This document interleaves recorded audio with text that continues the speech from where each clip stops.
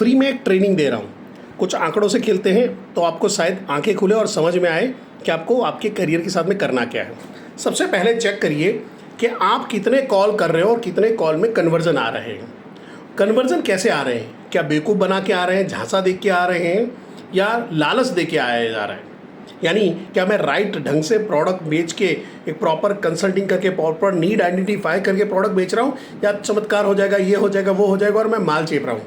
अगर वो करने के बाद भी अगर आपका कन्वर्जन रेशियो 0.001% है तो भाई आप अपने साथ में धोखा कर रहे हो, कस्टमर तो दूर की बात है।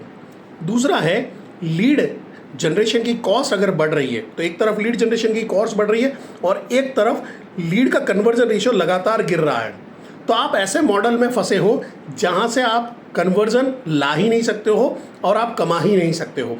तो अगर लीड के लिए आप पैसा डाले जा रहे हो और दूसरा जहां पे कन्वर्जन रेशियो कम हो रहा है, तो आप फ्री में किसी के वहां पे जॉब तो नहीं कर रहे हो, इसके अलावा अपने घर से पैसा डाल के उसकी सेवा कर रहे हो।